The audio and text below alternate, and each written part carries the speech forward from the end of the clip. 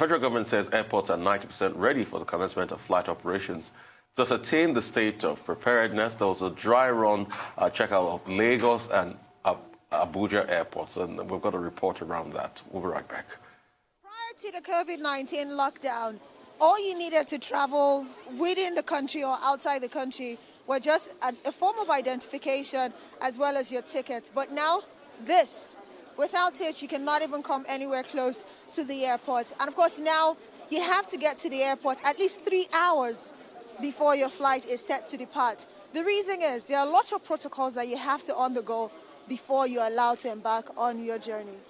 An average departure terminal in an airport in Nigeria has the capacity to accommodate about 700 people at a time.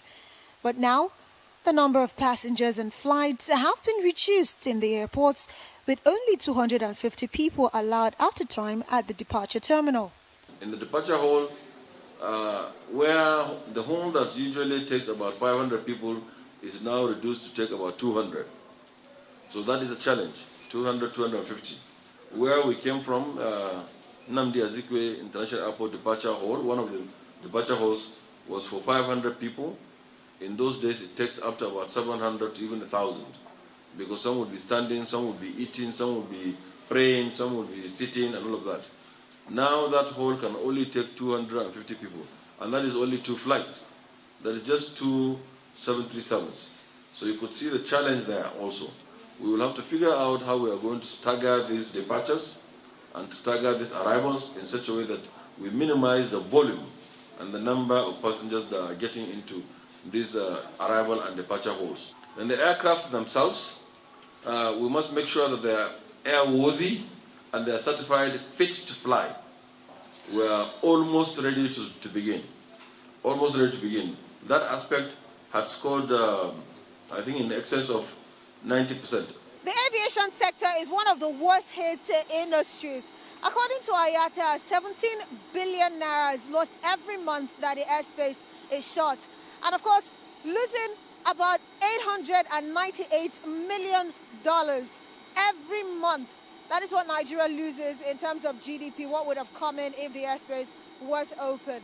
But now, looking forward, is the aviation sector really ready for the airspace to open? As Nigerians await a new date for the reopening of the airspace, which has been grounded since the 21st of March due to the coronavirus, a bailout plan for the aviation sector will be announced in the coming week. But Nigerians have been reminded that despite the safety measures put in place, everyone has to take responsibility in order not to contract the coronavirus within and outside the airports. Aviation is a highly regulated sector, and it's one of the reasons why we wanted aviation to go first in terms of preparing the country for what is going to be the new normal. And what's the new normal? Just by looking at your seats, you know that things have changed. Just by looking at the way the security people at the airport and the people giving you tickets are behaving, you know that things have changed. And why have things changed? Things have changed because we have a disease that is killing people. And we have a responsibility for our own health. I'm pleased to say that aviation has done spectacularly well. It now depends on Nigerians to be disciplined. Airline operators have also spoken of their readiness to commence flight operations. We are ready. Most of the airlines, not just APs, have conducted the storage maintenance program very well. When you park an aircraft, there are storage maintenance that are supposed to be made, not the type you do when you are flying. So all the airlines observe them in order to let the flying public know that the Nigerian Civil Aviation Authority has been on us to make sure our planes are fully maintained, storage maintenance fully observed. Beyond the compulsory wearing of face masks, provision of hand washing facilities and social distancing markers and all the other protocols as advised by the Nigerian Center for Disease Control, technology is set to play a key role on ensuring compliance. Welcome back. Great report of our own Amaka Ode. But the concern is, the longevity of those robots. Really interesting question. Oh, ye of little faith.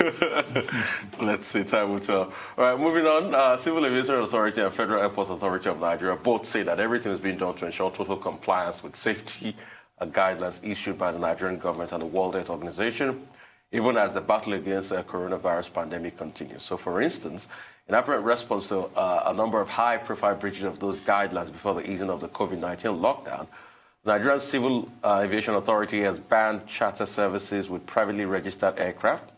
It will be recalled that a private jet charter company had, in defiance of this regulation, flown a group of musicians from Lagos to Abuja for a concert in the midst of the pandemic. Again, the Federal Airports Authority of Nigeria says it has embarked on the implementation of flight spacing at all its airports, also for this purpose. It has also issued queries to directors who allow privately owned aircraft to be used for charter services. But there are those who are not completely in support of the intended mode of implementation of these measures. The Airline Operator of Nigeria is opposed to flight spacing, but rather prefers departure boarding calls at intervals of 10 minutes in order to avert stampede or rush among the flying public. For a more comprehensive assessment of all these measures, their likely immediate and medium long-term impact on aviation activities, in addition to the general industry matters, we are now being joined by Dr. Harold Demuren, a former Director General of the Nigerian Civil Aviation Authority. Dr. Demuren was appointed by former President Olusegun Obasanjo in December 2005 for the purpose of revamping, repositioning, and restoring confidence in domestic air travel after two devastating air crashes involving Bellevue Airlines that killed 117 people on board October 22nd, and the Sosoliso airline flight, which killed 105 people of 108 passengers, including 61 students from Loyola Jesuit College on October 10, 2005. Welcome to the program. Very sad incidents and occurrences there. I remember those particularly well. Sir, concerning what we are seeing now, what's your take on the way to go? Because there are diverse opinions as regards this spacing of airlines and the likes, even the sanitary conditions. Will the planes be disinfected after every flight? How long is that going to take? And, the generality of this, it's a new normal. We've never seen this before. Well, thank you so much, Ruben, and welcome our viewers. Let me say this. COVID-19 has changed the way of life. It has had a devastating effect on all economies, and particularly we in aviation. We have not flown any flights, zero revenue because of the lockdown. All borders are closed, airports are shut, and that's the situation. But we are working closely with the Minister of Health, with NCDC, and we are following what ICAO, WHO, what I've laid down. That's exactly what we are doing. I want to put your mind at rest that this is a major blow to everybody, but we want to make aviation great again. This is time to restart. And as we begin gradual let go, listen, we need to get ourselves ready. And I'm very, very proud of what the Nigerian Civil Aviation Authority have done. The DG has done a great job. Our MD in FAN, they have worked tirelessly. ICAO have produced a document called CART, ICAO Civil Aviation Restart Program. They produced that document, and that's what everybody's following. But and that task force is so detailed, covered every aspect of the aviation, whether it's the airline, whether it's the airport, whether it's navigation services, service providers, every step, and what the passenger should do. Above all, we are following the directive of the public health sector program. So that's what we are doing. And the DG called for a meeting. First of all, they put this document down and circulate it over all the industry so that we can start to comply. And they were doing that. Then called a meeting. This is why I was very proud of what they have done. For almost 4 hours, One was 5 hours, another was 4 hours. Start with the entire industry to go back one by one. What is the status of your compliance? So we are ready to go. And after they've done all that, then decided that, look, let's have a dry test run. That's what they did. So we know when you arrive at the airport, how do you go through? Exactly, how do you go through? How do we obey those laws of social distancing at the airport? How do we go through so that we do not contaminate anybody and we don't get anybody to be infected? Those are the procedures they've gone through at the airport, right from the entrance to the checking, to take you straight to getting your boarding pass, move straight up to pass through security, get to the lounge until when you get to the boarding gate. That's what they've done. And the airlines have done their own. How do you come on the board? You have to measure your temperature, you have to put on face mask, everything is done. So put our mask separate. The important thing is that let us obey all the regulations that NC has put in place. They are in contact with ICAO, they meet international standards, best practices, and that's what everybody do for it to reopen. That's what I would say at this stage. Well, Dr. Demuren, let's talk about the airline operators. They say they are also ready, but I'm aware that they had asked government for a bailout.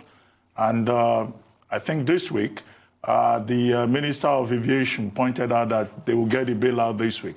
Do you have any information on the discussion around that bailout and how, to what extent it will assist the airline operators? Thank you very much. The Honorable Minister and the DG have conveyed to us that there will be financial stimulus to help the industry. Of course, before COVID-19, they were suffering. 25% interest rate when they borrow money from the bank. They have no access to foreign exchange. That's been it's been very hard on them, and we have all the charges there and there. But listen, they are working on this. The government is looking at it properly, and we also support everybody's support. It's all about the war. Everybody is building out their airlines. If not, they will collapse. Since COVID-19, they have not sold a single ticket. They have not flown at all.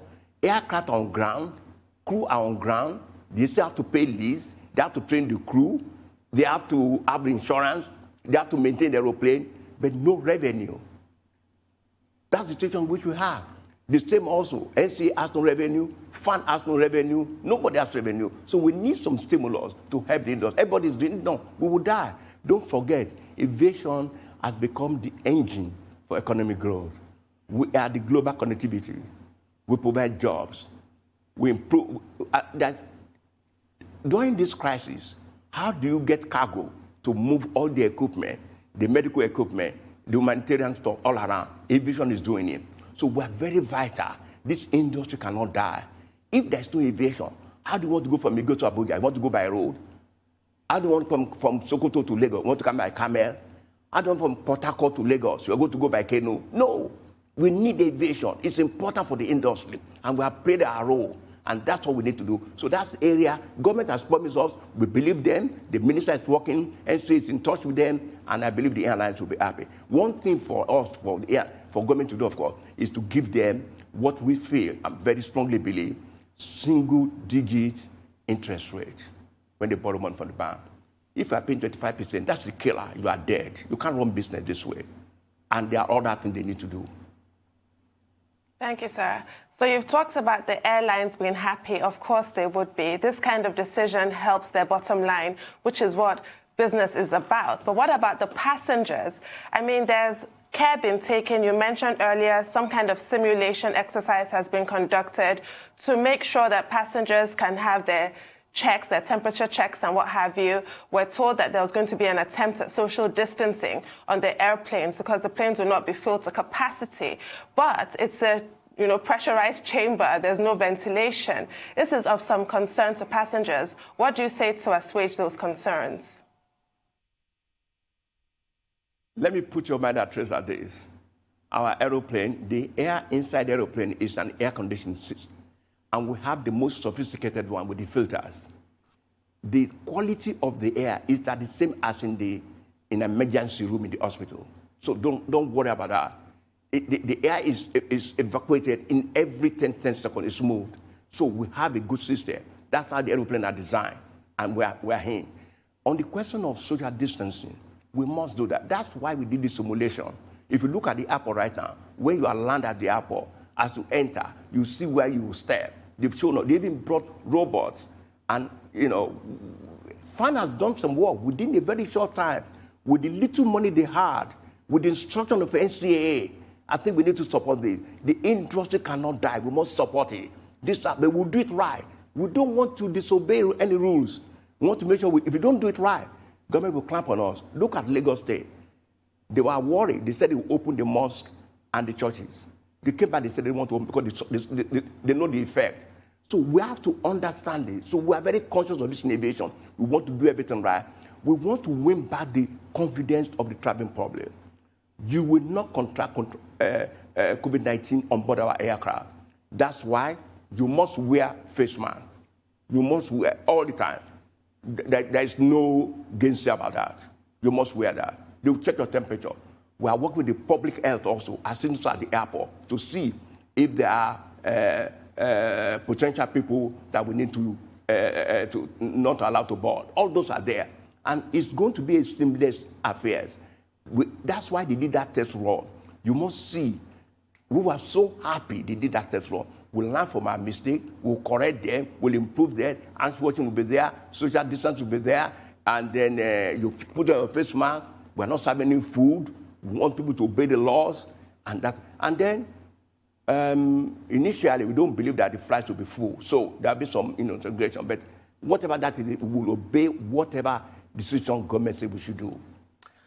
Sir, I love your confidence, but I'm sorry to say this. Your confidence scares me a little bit. When you look at the antecedents of COVID-19, sir, it all came in through the aircraft. When you said the air constantly cleaned because of the air conditioning system, there are people that picked up COVID-19 flying next to somebody that had COVID-19 that probably sneezed in the aircraft. So isn't that going to be the case? Isn't, going to increase the numbers? Is just taking your temperature enough? Because let's not forget, there are people that are asymptomatic. So you can take their temperature, they might be good, and they might be big spreaders in the plane. So I like your confidence, but I'm a little scared. Listen, my brother, and you're very right, but I want to put your mind at rest. Even where you are in your house, or you go out, that's why we said most of the time that hand washing, all the protocol that they mentioned, that we're going to follow them, social distancing, wear your face mask. The question of wearing face mask is the must on board the aircraft. You cannot, because we recognize that. You must wear your face mask. So that will protect you. You are not eating, you are not doing anything. That's what, it's just a 1 hour flight, 1 hour, 15 minutes, at most 130 minutes, more than that. So we can do that. Then we also make sure that the protocol that we have right now, we don't have any vaccine yet, and there is no medication. We can't do a quick test to know whether you are positive or negative. We don't have that yet. We'll get there. Nobody has that in the world. Nobody has it. That one they can do that, they're not effective as anything. And we must obey our health and NCDC people. That's the position they've given to us. And according to WHO, that's what we are following. So you pass through the airport. As you enter, now you are worried about the aircraft. Now enter in our aircraft. Listen, we have our cabin crew. We have the pilots who are dealing with them. They've gone through detailed training with the NCDC to show them how to handle the situation, how they must behave, what they will do. Suppose we have a belligerent passenger who wants to, what do we do on that? How do we move? When they come down, how do we make sure they are properly offloaded and things? So it's very important that we see whatever. Airlines have done a lot. They've sent their people for training also to see what is done. We're going to have our pilot. Listen, airline, we have people selling tickets. We have people boarding. Even though we are trying to make sure that it's all contactless now. You don't have to see anybody you can go through. On your phone, in life, whatever you cannot do on this phone, in the next 5 years, your business will not prosper. You must be able to sit down in your house, buy your ticket, do your booking, get your boarding pass, come to the airport, show your boarding pass, they just scan in, you go to the gate, you miss less people, and you get to the airport, to get to the aircraft. You are saying when we get what happened on the aircraft, we have our aircraft is designed in such a way that we continuously, every 10 seconds, change that air. It's being exhaust, it's moved out. It's a specialized one. The quality, when it was measured by WHO and the rest, is as good as the one we have where we have operating center. Now, suppose we get somebody whom we cannot detect, and I agree with you, that can occur. That can occur. Your face mask must be on. Dr. That's why Demuren, nobody must remove their face mask when we're on board.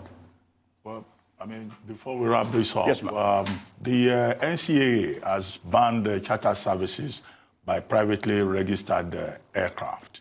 And I guess this is in response to what happened with Flyjet and also recently with Executive Jet. Now, is banning charter services the way to go? Is it not better to ensure compliance? Why punish the private operators and deny persons who need charter services the opportunity to have access to that service? Let me make this very clear, and I'm happy you have this question. There are two major licenses.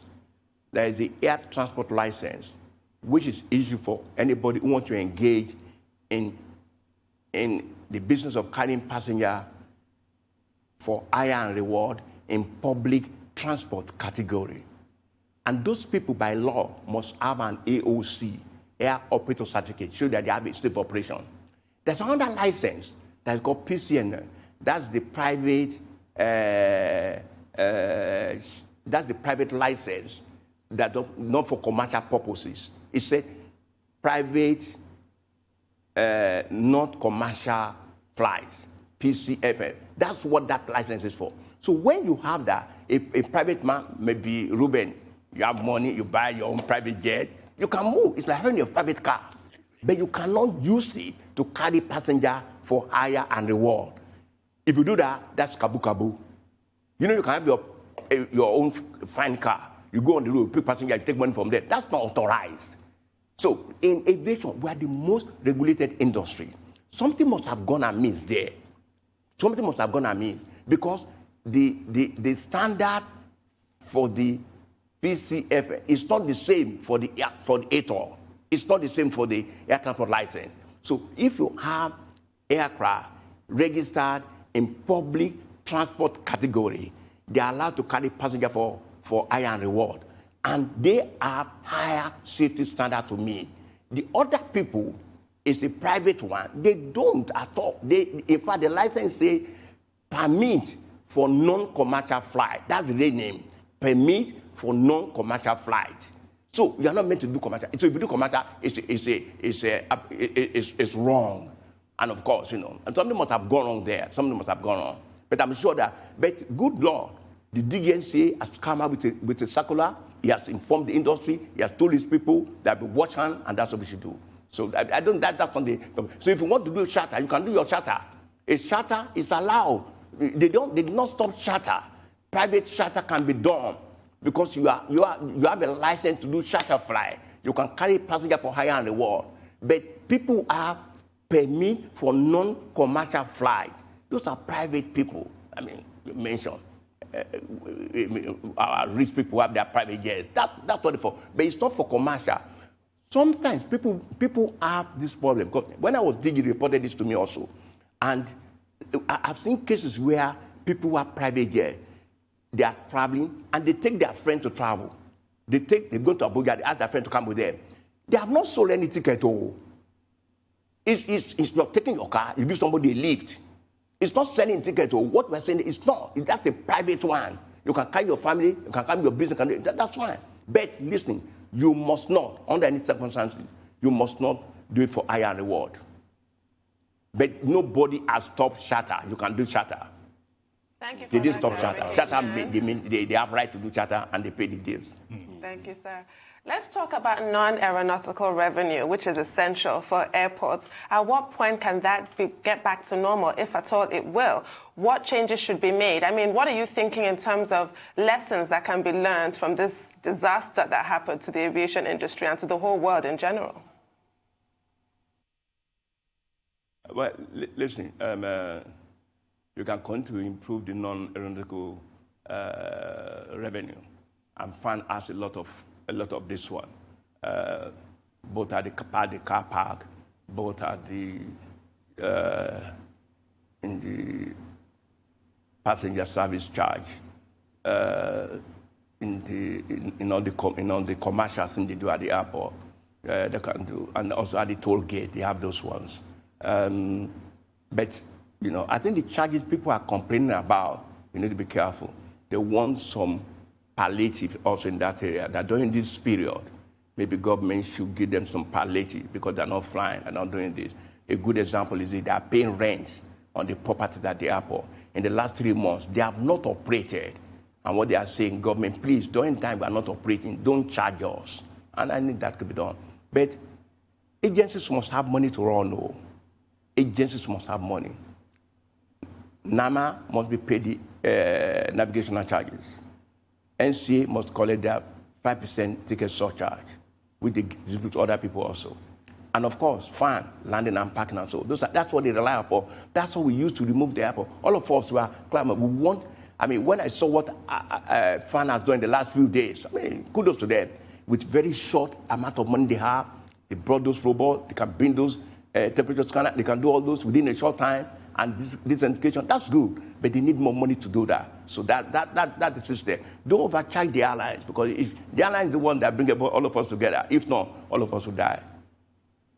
Right. I want to learn from you, because you came in at a time where there was little or no confidence in flying internal flights in Nigeria. We had seen the Sosoliso and the Bellevue incident. What were those steps and those lessons, you know, you put in place? And also, I want to talk a little bit about our airports and what is needed, you know, for upgrades as regards visibility now and as regards navigation systems. Okay, let me take the safety one first.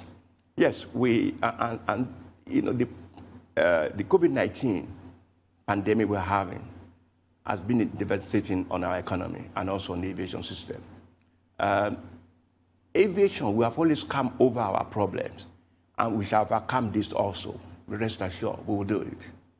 We will do it. We will do it. We'll get over it. In the case of safety, when we had that problem, we came out with massive safety programs, major laws for regulations. Thou shalt not do this, shalt not do this. You train your crew, you maintain aircraft, you do this. And it's visibility that you must show me when you are doing it. ICAO came out with the ICAO Universal Safety Audit. And then Nigeria passed that. We moved in for massive surveillance inspection at the airport for all our airlines. So all those were put in place, and it works. However, also, not just safety, we also have challenge about 10 years ago. Remember, we have to challenge with the airport on security. And that security, we had the equipment we have at the airport then could only, we call them metal detectors. They don't detect bombs. They don't detect, therefore, people could pass through. But we overcame that also. We now brought in body scanners. We did all those. I remember, you know, people were very, very, very hungry with me when we decided that's what we need to do. And at that time, we told the passengers, come 3 hours before so that you can pass through all the details. The same thing they're telling us now, come to the airport earlier so you can get. We will get over it. We'll perfect the system. We'll now bring in, and that leads to the second question of your hand. We need technology. We need technology. We cannot be operating 21st century business with 1950 or 1960 technology. We need automation. We must bring that to pass. We must bring in automation seriously in. We must bring the latest technology to bring advanced automation, digitalization. And when you do that, you find out immediately that you can benchmark against best industry practices. It's when you do that that you can start to get your passengers to be happy. Because that's the cost of the business. We must make them happy. We must bring their confidence back to us. Anything that I say you can't do on this phone, please forget it. You'll not be able to survive in 5 years in any part of the world. You must be able to buy your ticket, do everything online and do. And then we now need also to improve our infrastructure at the airport. It costs money. You must put a lot of money there to make sure we do that, so that we don't have delays, we don't contact anybody, we can have a seamless operation. And I know FAN will do that. That's why they need some money. That's why we're also begging government in those particular areas, they should support them. And that's what the minister is begging. That's what the minister is running about. That's what we should do. I like when you say, roll out that requirement. FAN, thou shalt do this. That will do this. And our MD FAN said, look, I was shocked, honestly, when they did that test run. When I saw what they've done within a very short time with no money. I think that's what we need to do. We need to put that up. And another thing, though, I think also we should do, because of the passenger, because that's the most important one. Somebody was talking to me yesterday asking that why are we still doing what we are doing in aviation? If I get to the airport and I buy a RX ticket and the flight is delayed and everyone wants to go, I can't go there and use that. I have to go and buy another ticket. If that one is cancelled, I must go and buy airpiece. So we are buying 3 tickets for one flight. We should be able to interline. Interlining, co-sharing, and more domestic airline. That's a must. Because when you do that, then you are bringing feasibility into the system. And people will have confidence. The passenger will be happy. Even if you increase your price of the ticket, they will understand that. But you know what you have done? You are making yourself ready for international business. When foreign airlines come, they can co-share with you. They can interline with you. You can get your business. If government then say, oh, we're going to have only one single entry into Nigeria, it's okay. Take Lufthansa. You can only come to Lagos.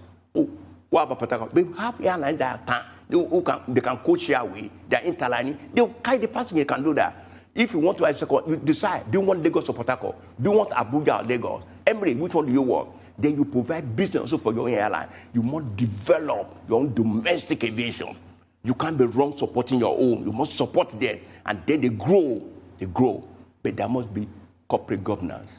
There must be transparency, accountability. That's how we do business. And aviation will change. I believe we must use this COVID-19 as a platform to make aviation great again. Well, I agree with you completely because even in the best of times, pre-COVID, the Nigerian passenger on the domestic route didn't get the best quality of service. And I was very happy when you made the point that, look, the passenger is the most important. Now, before COVID, there were issues, canceled flights, delayed flights, luggage missing, unnecessary confusion at the airport. Now, the aviation operators, they have a perfect alibi to even frustrate passengers further on the basis of the fact that they are trying to follow the rules. Is there any framework in place to actually protect these passengers who will be glad to start flying again? Particularly also with regard to the cost of tickets. I've been hearing that the cost of whatever hardship the airline operators have will be passed on to passengers, and that we should be prepared to pay more. And then in any case, these airlines, do they really have the capacity? Sometimes I hear, oh, this particular airline has only one aircraft and it has gone to Maiduguri. You have to wait for an extra 3 hours for that one aircraft to return from Maiduguri. And when it comes, it will rush to Abuja. From Abuja, it will rush to Calabar. Do we really have the capacity? Thank you very much for asking this question. That's part of the thing that's this COVID-19. But they've been working on it, though, before that time. That also help us to formalize. But let me answer the first one. I think you have to look at NCAA as a consumer protection unit department, and it's a unit in fact, it's a department. They are consumer protection department, and they're very, very active, and they work with the consumer protection Organization of Nigeria, ended by Tunde Urikera, and they do a great job protecting the interests of the passenger. As I said, it's very important that we make sure that we make the passengers happy. If we're able to interline, that will reduce delay and everything, all that will be over. But there's one area we also should be careful of. The airlines, the only money they make is when they sell tickets and you flown by that ticket. They have another means of making money. You talk about maybe fares may arrive. There's an unwritten law. 1 hour flight is about $100. But you are forgotten. They don't have access to Forex. they may have to go to parallel market. How much will you buy the dollars today? 450 naira to a dollar. Now, but listen. So if you want $100 on a ticket economy, that's almost 45,000 naira. It is not that they have increased their price. It is just the system. When it was 190, we know the rate they were signed. When it was about 190, they were checking about 20,000. When it was 350 or so, they were checking about 35,000. So it's that graduation. It is not that they are increasing to make money or to cheat anybody, because their business, the lease aircraft, they have to pay in dollars. They do maintenance, they have to pay in dollars. The train crew, they have to go abroad. Thank God, Minister is bringing a simulator here now so that you can do those ones here. And insurance, again. And even the fuel is almost priced. If you pay in naira, it's almost priced because it's imported. So these are the challenges against them.